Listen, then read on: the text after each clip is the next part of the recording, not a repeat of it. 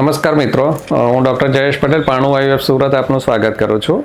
આજે આપણે વાત કરીએ છીએ કે પુરુષોમાં જ્યારે વંધ્યત્વની સારવાર શરૂ કરવાની હોય તો કયા પ્રકારના ટેસ્ટની જરૂર હોય છે. તો યુઝ્યુઅલી પુરુષોમાં બહુ ઇન્વેસ્ટિગેશન કરવાના આવતા નથી. બેઝિક સિમેન એનાલિસિસનો રિપોર્ટ સૌથી પહેલાં કરવામાં આવે છે. જ્યારે પણ કપલ અમારી પાસે આવે છે ત્યારે પુરુષોનું પણ એક્ઝામિનેશન કરવું જરૂરી છે. એટલે ડૉક્ટર એક્ઝામિન કરે અને પછી ઇન્વેસ્ટિગેશન્સમાં વીર્યની તપાસ આપણે એડવાઇસ કરતા હોઈએ છીએ. શરૂઆતમાં ફક્ત એક જ ઇન્વેસ્ટિગેશન કરવામાં આવે છે. એ રિપોર્ટ જો નોર્મલ આવે છે તો યુઝ્યુઅલી બીજા કોઈ રિપોર્ટ્સ કરવામાં આવતા નથી. પરંતુ જો સિમેનની અંદર રિપોર્ટમાં કંઈક એબનોર્માલિટી નીકળે છે તો એવા કેસીસમાં વધારે ઇન્વેસ્ટિગેશનની જરૂર રહેતી હોય છે. જેમ કે શુક્રાણુની સંખ્યા 0 હોય તો એવા કેસીસમાં પુરુષમાં બ્લડ ટેસ્ટ કરી અને કયા પ્રકારનો એઝોસ્પર્મિયા છે જે ટ્રીટેબલ છે કે ટ્રીટ ના થઈ શકે એવો છે એ આપણે નક્કી કરવા માટેના બ્લડ ટેસ્ટ કરતા હોઈએ છીએ. વારંવાર એબોર્શન થતા હોય અથવા બહુ લાંબા સમયની ઇન્ફર્ટિલિટી હોય તો પુરુષોમાં રંગસૂત્રોની ખામી જાણવા માટેના બ્લડ ટેસ્ટ આપણે કરતા હોઈએ છીએ. એ ઉપરાંત વીર્યની અંદર